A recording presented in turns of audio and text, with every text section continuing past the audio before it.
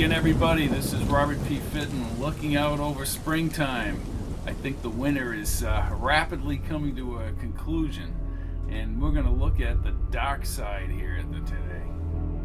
Today's podcast is entitled Sard and the Inner Vengeance. Well, I think we could probably guess what the inner vengeance is. The inner vengeance is in all of us, the shadow within us.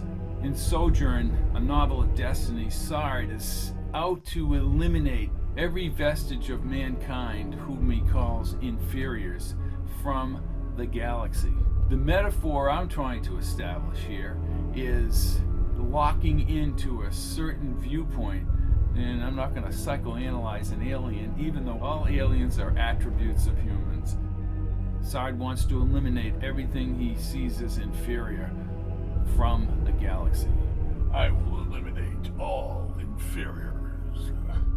Now, here's a selection of Sard's brutality of the inner vengeance on display. Chapter 44. As Sard's Azakar break deep into the Urkham surround, the Nakitam screen showed a primitive city with no high buildings. Royk's position in the meadow flashed red on the tactical portion of the screen. This meadow would provide a good staging area where Sard could crush the inferiors.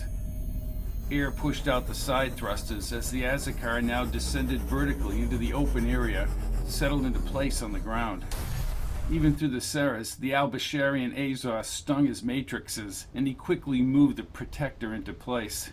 The port whooshed open. In anticipation of his arrival, two Selvat contingents faced each other and fell on their appendages as he marched in his silver battlesuit down the ramp. Rise, he ordered. Westix!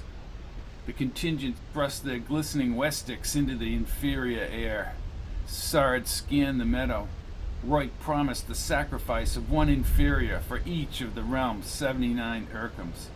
He faced Sard again and raised his Westic. Hail, Sard! Margaret Gammon! Other Selvets marched the line of minuscule, light-skinned inferiors into the clearing. Some were beaten, and others already had gaping wounds, but all were able to walk. The cowards silently stood before Sard in the glare of the Al-Basharian Azores. What have you prepared, Royk? Asked Sard. Margaret Gammon, I present to you the enemies of the realm. The enemies of the realm are accepted. He dragged his Westic from the sheath and faced the inferiors. A few whined in their groveling alien tongues. Sard's upper lip vibrated as he lifted the Westic's sharp edge and whacked the nearest inferior's shoulder, slicing off its appendage. Red inferior saurine splattered over the grass. Sard could feel the inner vengeance thrive as the inferiors wailed and others raced forward. Alert Selvets quickly cut them down. Sard lowered his Westic again and severed the screaming inferior's other appendage. The useless creature fell to the ground, screeching in pain as it squirmed and slithered to its death on the grass. Suffer the sins of your inferior race into the Death Empire. Carry forth your destiny, shouted Royk. Sard's Selvets wielded their Westics with great efficiency before the first inferiors expired. The cries for pity amidst the raw flesh energized him. He joined the Selvets in the saurine-drenched slaughter and hacked off the inferiors' heads and appendages. A few stray moans soon faded to a deathly, victorious silence. Margaret Gammon, I have the honor of presenting the Urkham, El-Bashar, to you. And what is the foremost desire of the contingent, Proaska? The desire of the contingent is to take this Urkham for the greater glory of the realm. Sard accepts your challenge. He grabbed his fram and summoned the Aragasta. Sard has accepted the challenge of his Selvar contingents. Begin the destruction of El-Bashar, but save this main village until the end. Sard wishes to inflict his own form of terror. Instantly, compressed green peakwood pushed through the distant, high, thin clouds. Along the horizon, debris lifted into the air, forming cloud trails that signaled the beginning of the carnage. Sard gazed up at the tree-lined hill to an inferior building with a strange blue tower. Everything will be destroyed after the hunt. Roik fell in homage. You have my loyalty as a Varget of the realm. You have lived the destiny of a Proasker, and Sard is proud that you serve him. I am in service to you alone, Varget Garment. You may rise, he said, looking again toward the tower. Sard wishes additional placement information on the remaining Albasharian positions. It will be done, Varget Garment. He motioned to one of his Rubicons. He carried a square Nakidim across the meadow. Sard studied the red and yellow depiction. 5 main cities around the Urkum. It is glorious. Thousands are dead. The other inferiors, Roik. Sard placed his saurine-covered Westic back at its sheath. Inferiors have been suspended in the field until the Hamian Salter Games. Sard needs amusement for the voyage to the home Urkum. Roik followed him away from the Salvets. During what is to come, Sard also needs your undying loyalty, Roik. I will give my life for you, Varget Garment. The Salvets opened up their shooters and vaporized additional inferior corpses. Sard brought Roik along the smoldering trees away from the drifting, pungent odor of the inferior dead. Our next campaign will not be directed against the Mantari or the Tarbon Shah. I do not understand. Roik's matrix is dull. Do we have a new enemy, Varget Garment? Our enemy is our old enemy. An enemy who thinks in outdated terms. An enemy that will not give the Varget Garment the respect he deserves. Our enemy is powerful and resourceful. The enemy must be squeezed from a position of power. Sard will choke the shipping lanes and recruit Salvets of the realm to do his bidding. Sard will extinguish the weakness and create a new sense of purpose worthy of our heritage. And who is the enemy, Varget Garment? The enemy is the upper echelon.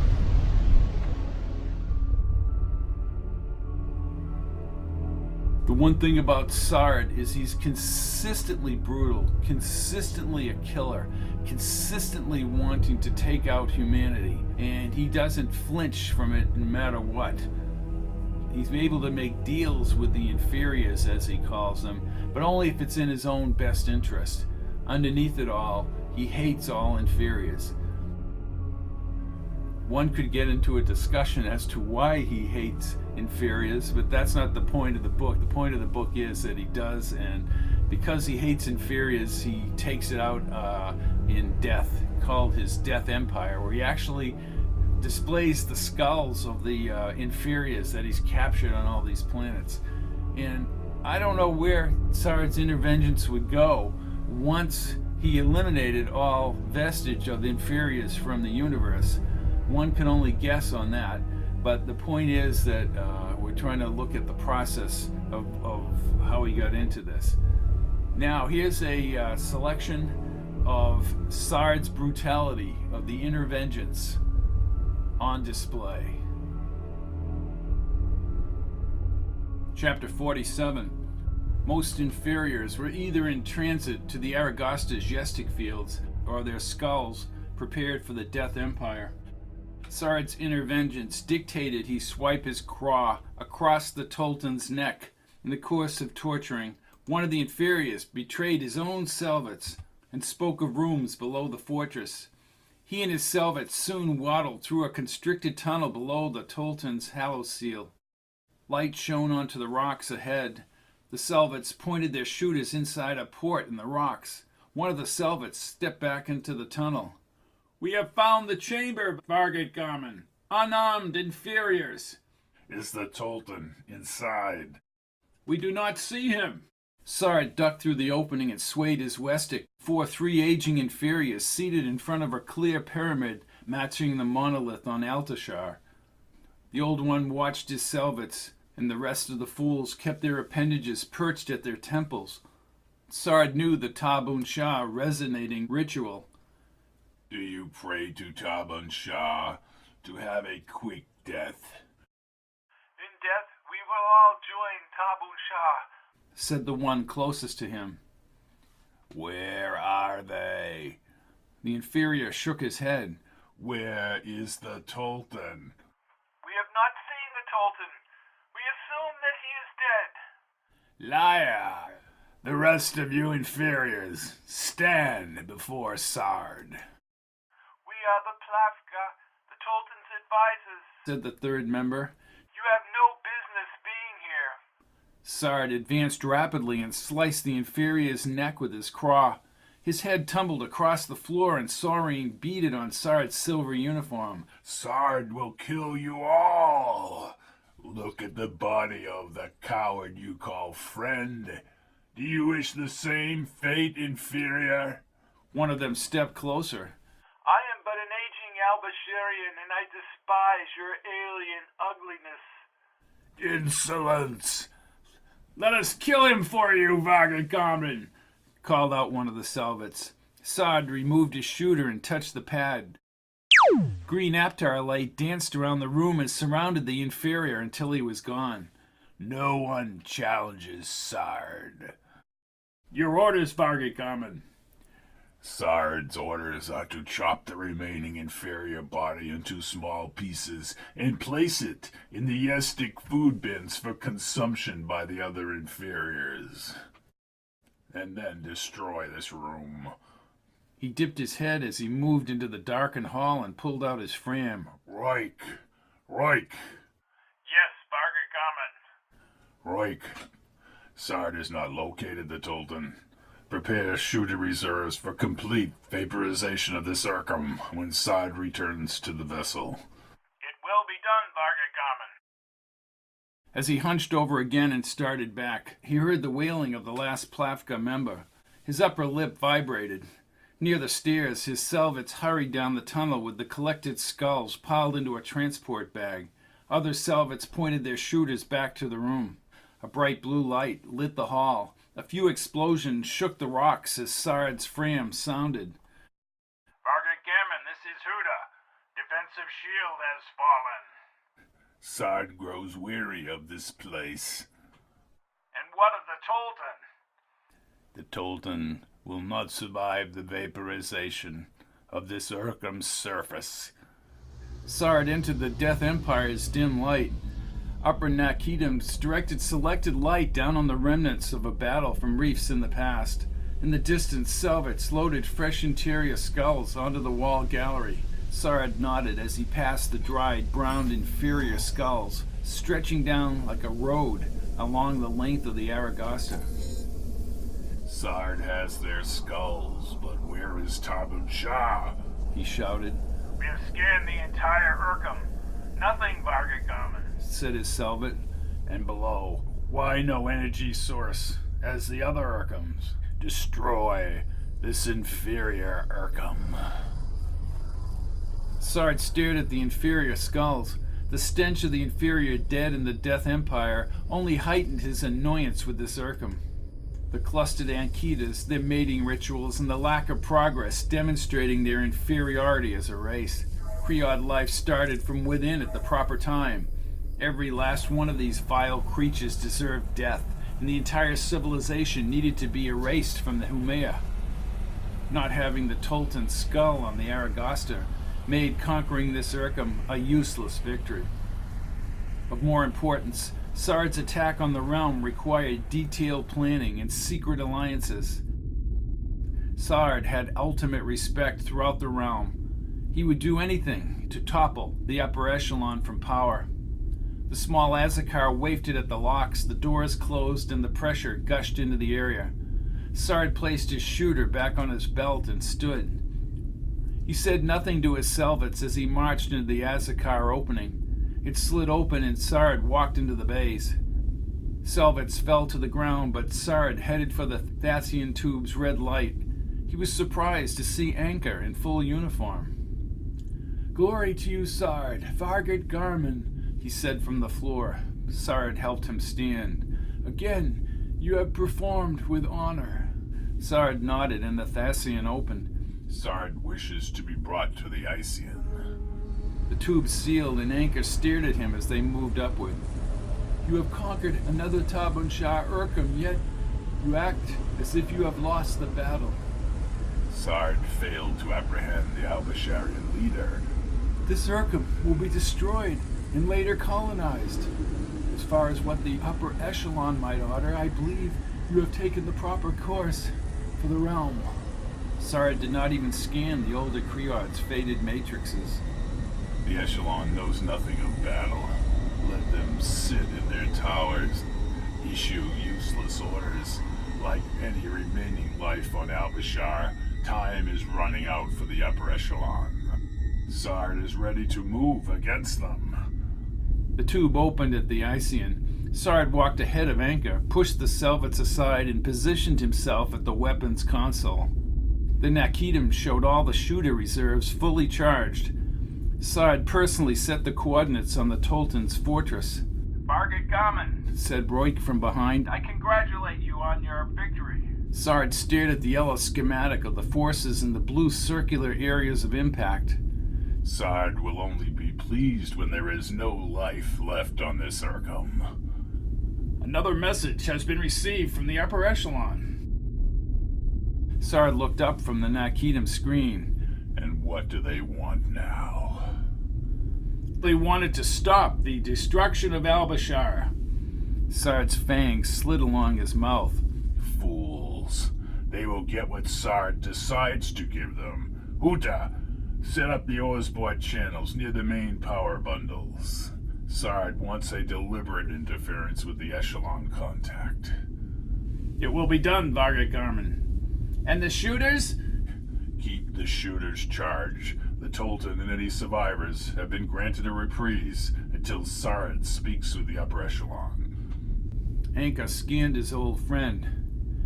This is the first act of a rebellion. Sard will not be dictated to, as if he had just left his birth shell and is crawling through the swamps. Sard faced Anchor next to the giant humming orange piles as the Orzbord channel opened. The consoles and Nikidims were slowly transformed into a choppy image of the chambers at the echelon towers. Bochak leaned on the triangular black table. The tips of his pink fangs were still visible. What is the problem with this Orzbord? The other echelon members hunkered behind Bochak as Sard dropped to his knees. Sard is responsible for the Orzbord. He wanted to kill them all with his Westic. The Aristoga is experiencing problems with its power bundles. The Echelon would hope you would not experience difficulty in returning to the home Urkum immediately. Yelled Bochak. The Aristoga is immobilized. Rupicans and Selvets are trying to rectify the problem. Ayak moved around the table. Are you saying you will be delayed in returning to the home Urkum? We cannot fully view you. I will only tell you not to destroy that Urkum. We have decided that the Mantari campaigns have come to an end. You will be elevated upon your arrival at the home Urkum and reassigned to a more peaceful command. Sard is honored. He lowered his head so they could not see his fully extended fangs. You will become a Vargit Gammon in the Sortine sectors. Being relegated to the Sortines would leave him in an isolated region of the Humea with no military power. As a military Gammon, he would be planted among settlers and traders. It will be done. The Orzbord went out. Sard pummeled the console and hurled a huge corner chunk across the room. His yellow tongue twitched as he slammed 3 Selvets to the floor on his way to the Thasian. Anka stepped aside before the tube was sealed. They moved through the grainy red light. Sard will kill them all. Sard will crush them and their cohorts out of existence. The cross slept through the Thasian field. They threaten the very existence of the realm's security. I am sorry, Vargit Garmin. How dare they send Sard to the Sortines? They do not understand Sard's support within the realm. Let Sard's allies see the injustice of such an act.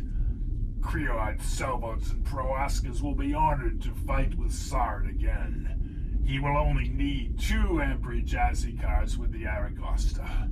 Maybe a few freighters. Sard will cut their food lines and halt all Azakars moving in commerce with the home Urkum. Bold plans, Margaret Garmin. Yes, old friend. Bold plans. You will summon Elkin for Sard. Elkin helped plan the Mantari campaigns. Find him. Bring him back for his final campaign. It will be done, Margaret Garmin. And what of Al-Bashar? Let Roik and Huda have the glory. Sard will seek the Mantari and the Tabun Shar again. Let us test what you have read in their Seba. Prepare for the final battle of the Suryaf Khan.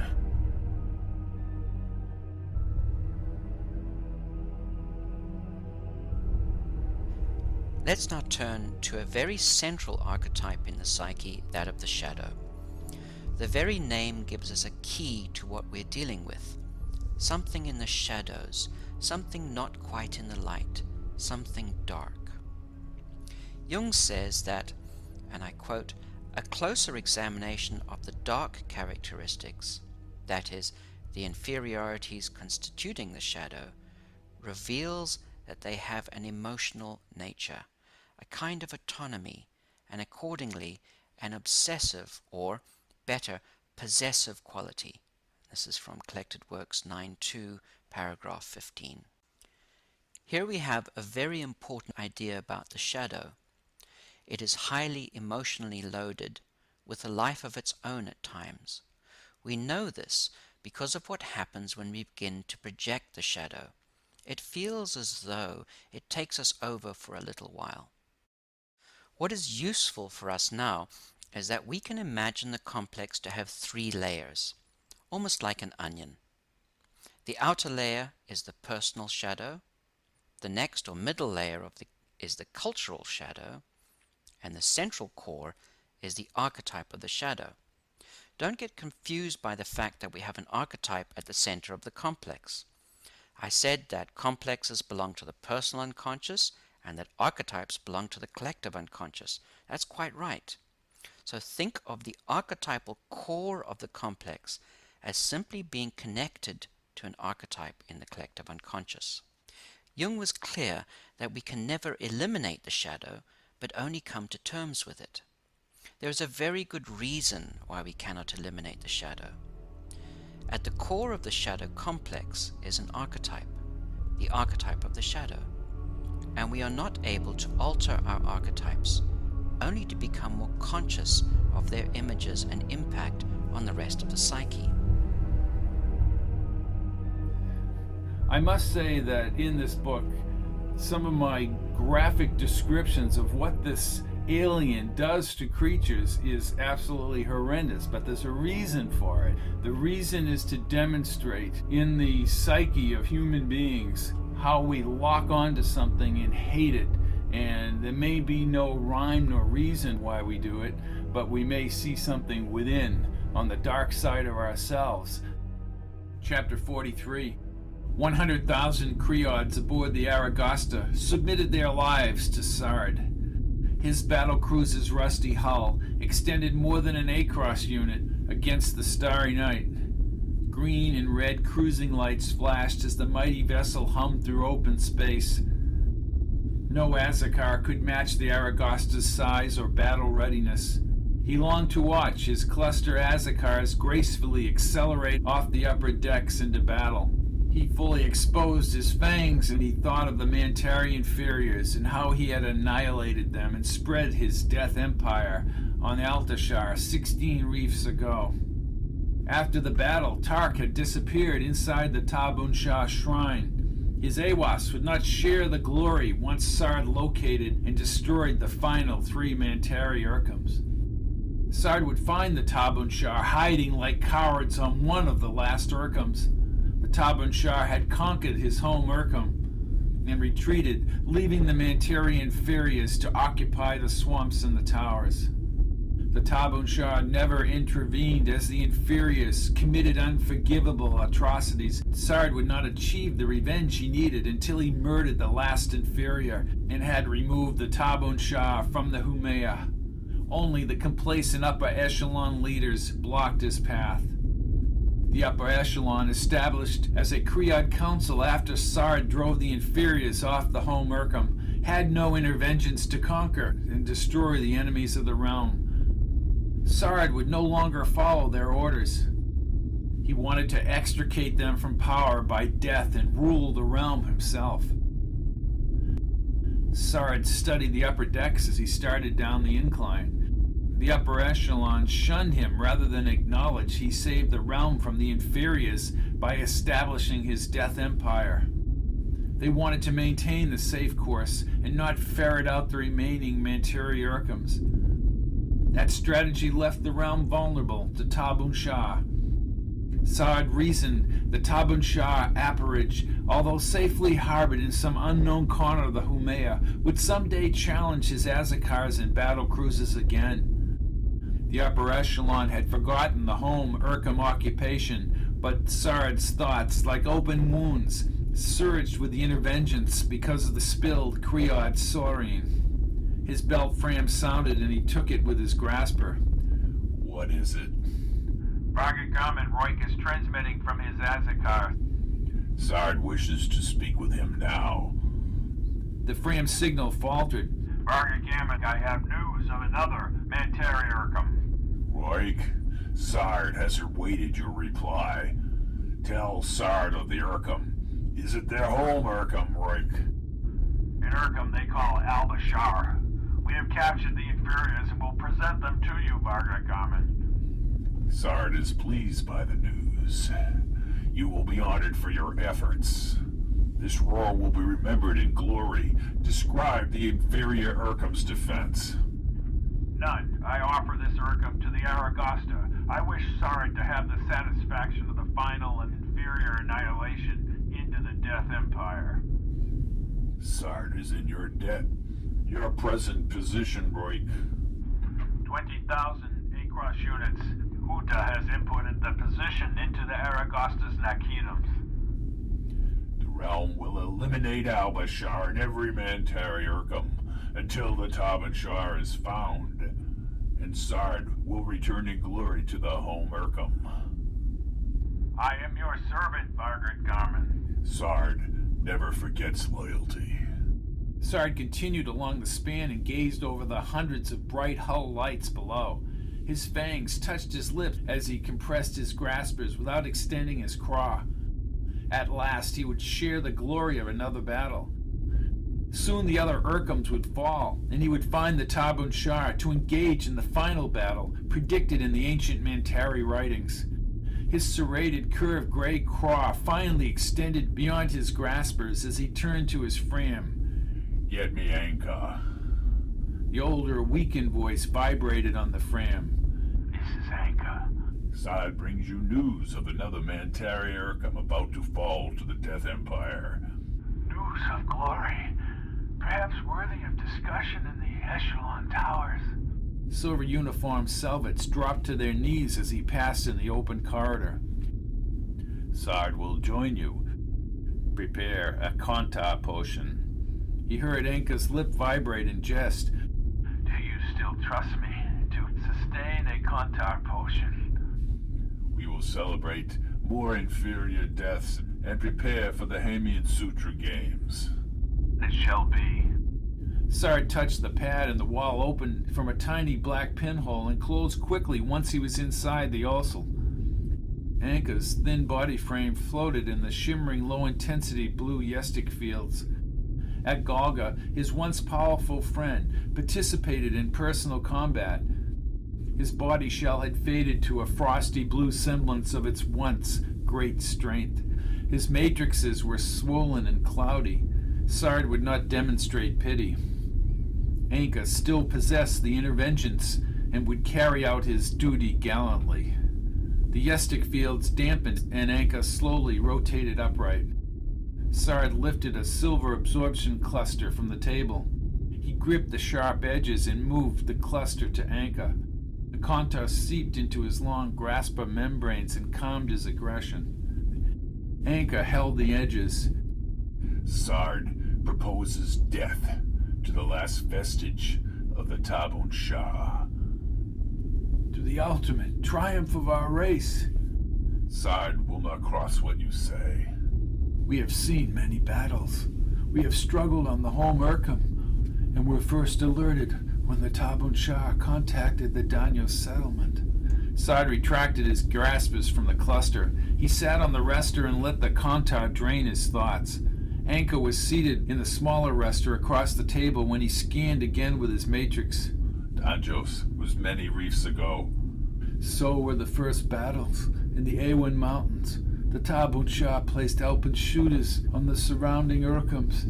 You were a Proaska, and I a Vargat. Only your superior battlefield maneuvers brought them down. 675,000 Selvets fell. Sard will avenge those deaths. We were forced back to the home Urkham. We fought and they still pushed us back. Inferiors on our home Urkham. Sard will never forgive this. Eventually, the invaders were removed and we recovered all the realms, settlements, and Urkhams. The Tabun Shah returned to fight Sard at Golga, but they fled. Sard diminished his matrices and leaned his torso back. Yet Sard cannot find them, nor can his advanced Azakars. Their amperage is gone. The captured works of the Tabun Shah tell much. At my advanced age, I have to ponder the inner thoughts of their civilization. Let them have their inferior inner thoughts. Sard kept his matrices dull. Sard only wants them to reside in the Death Empire. Anka said nothing for a long time, and Sard felt the hum of the vessel. Sard, all of the conquered Urkhams have references to Tabun Shah. It is said that Tabun Shah joins with mines. Tabun Shah may have left our very dimension. Their Seba is quite detailed. The actual Mantari designation is the Juriant Dafina Seba, which means the ancient knowledge. I have read only parts of the Seba. Ramblings of inferiors, said Sard. He scanned his matrices as Anchor leaned toward him. Ramblings or prophecy? The words speak of the final battle, perhaps the greatest battle. They have you believing their stories. No, Sard, no. He looked up, his strained voice weakened. Pay heed to what is written. Use the information in your battle planning. The Seba speaks of the Suryaf Khan journeying to lead the Mantari against us. How would they know such things? Anka's matrices wavered when he stood. He trudged across his osel and opened a panel in the dark wall. With his graspers, he held a thick, frayed-bound book. He set it on the rough-edged table. The Seba was confiscated before we won at Gan Aliad in the 4th Mantari Urkham. The references to the Suryaf Khan repeat throughout the writings. Sard finds the words of inferiors not of substance. Anka opened the book to a place marked with a faded gold ribbon. From the first millennium, he will arrive from a distant land for the final battle. All depends on he who has been awaited. History's road leads to reflections of the final battle. What was will be again. O Mantari, allow him to chart his way. He is the Suryaf Khan, leading the unbelievers from the planet's heart. Let them fight one another. Silence, Anka! Enough of inferior thoughts! Anka slowly closed the book and rested it on his leg appendage. Sard! Is Sard supposed to reverse the Aragosta's course and hide on the home Urkham? Should he run from this Suryaf Khan? It is prudent to know the words. Sard stood abruptly. What should Sard expect from a race that worships Tabun Shah? Predilections of weak minds, having to convince themselves their inevitable deaths are something more than the cessation of life. May the Juriat Dafiana Seba go the way of its authors, the lost civilization of Tabun Shah, into the Death Empire. Sard will not challenge your position. He activated his Nakitum. You are checking the tactical from Roik, and you will send the report to the upper echelon. Sard will notify them of Proaska Royk's discovery. The red and yellow tactical showed al-Bashar still far away. Sard touched the Nakidim. The Selvets sat in their positions around the Ician rim. Sard wishes to reach the upper echelon on the Orsborg channel. It will be done, Bargert Gammon, said Juru at the contact station. The echelon will be elated by the news, said Anka. Sard is not so sure. His greatest concern is the realm will not be prepared. We must bolster our readiness. Anka released the cluster and faced Sard. Surely they must understand Mantari treachery. Only fools would not. How soon they forget the past. Sard does not think the members deserve the positions they hold. Bold words, even for a Vargard Gammon. These are the words that Sard knows to be true. Lowering our guard would spell doom for all 79 Urkhams of the realm.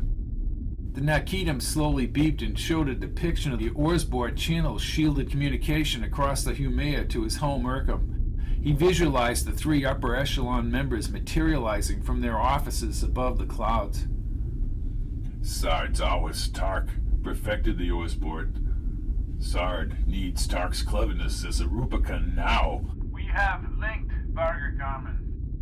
Ankas also shifted with the incoming signal, and the sloping glass of the echelon towers formed along the outside wall. The pale magenta sky brightened above the gray fluffy clouds. Both of the home Urkhams surrounding red Urkham shone near the dark horizon.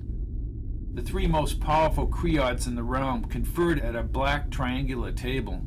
Echelon timidity and the lack of military background hindered their ability to carry out proper decisions. According to protocol, Sard fell to his knees. You may rise, Sard, said Ayak. Sard loathed his dull, rambling voice. Ayak had worked his way through the legislative chambers and understood politics, but knew nothing of security. He only cared about presenting the proper image. The Echelon has been notified of your pending report, Bargert Gammon. You have submitted a report on some Urkham mission, Bargert, added Frond. He turned to the leader of the group. What do you think, Bojack? The little Creod stood squarely across the room. I want to know the details of this Urkham contact. Sard is pleased to announce the sighting of the 7th Mantari Urkham, al-Bashar. I see. Another step closer to the Mantari elimination into the Empire of Death. Bochak's upper lip vibrated and his matrix swirled blue under the mesh. Do you really think this contact is a significant military security problem? Sard fought the movement of his fangs. Excellency, surely you can understand the Mantari threat. Bochak stepped closer. Threat? Maybe the Mantari and the Tabunshar have been threats in the past, but where are they now? Mantari are a direct threat to the realm, said Sard in a louder voice. To deny that reality is to deny the security of the realm. We, Vargard, will make that decision. Yes, and we all agree, said Ayak. It is the opinion of the Echelon that continued Mantari campaigns are not profitable to the realm. Yes, added Frond. Our patience for your obsession and amusement is both costly and useless. Sard would have killed him with his craw had they been standing in front of him. The ability of Tabunshah to shield themselves is the ultimate enigma. Yes, we understand that, said Ayak, checking his Nakidim on the table. Tabunshah has been missing since Galgar, countless reefs ago, said Bochek. The inferiors are a threat, stated Sard, turning away as the tops of his fangs pushed outward. Only the Death Empire will stop them. There will be no Death Empire, said Bochek. Sard's fangs moved outward, but he quickly retracted. You persist in calling these creatures inferior, said Frond. All Mantari are inferior. Bochek's lip vibrated. Then how is it these inferiors elude you? Sard kept his back shell away from them. His fangs sharpened near his chin and his craw pulsed, ready to swipe a deadly swath. The Humea is a vast... Where is the Tabunshah, Sard? asked Bochek. Sard insists they have survived. The upper echelon fools, hidden in their tower, away from the tensions of battle and reality. Sard retracted his fangs and turned. Why do you discount the reports Sard has gained from each of his victories? Scurrilous reports. Answered Bolchek. If the Tabunshar still existed, they would have come to the aid of their own Urkums. They do not exist. The saber of the Tabunshar speaks of the final battle, Said Sard. That time has not yet arrived, but the battle is predicted. We must be prepared for the Tabunshar to emerge from hiding. Sard intends to win that final battle. Botchok again moved closer. Sard could easily crush Botchok's head quickly.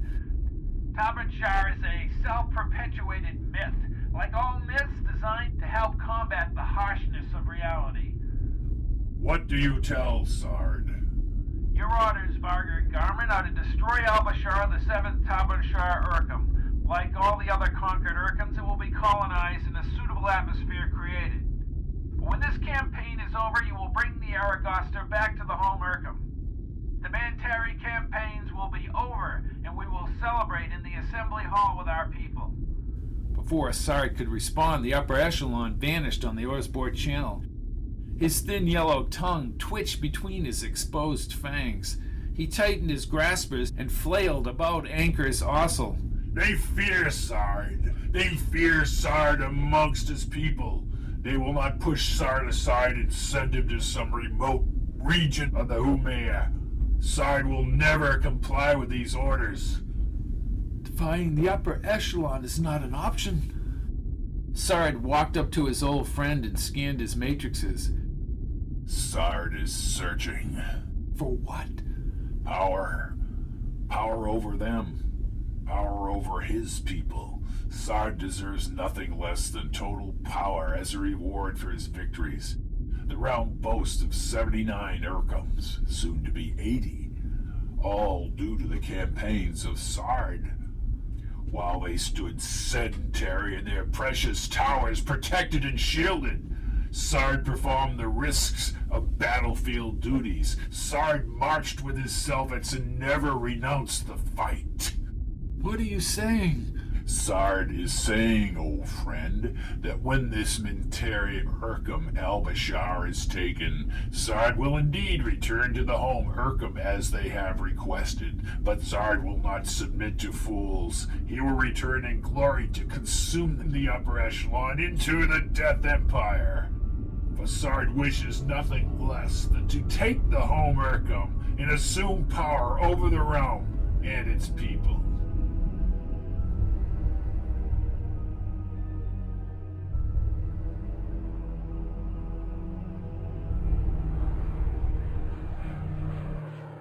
This is Sard, and I've been traveling over time on the intergalactic passageway. Death to all inferior.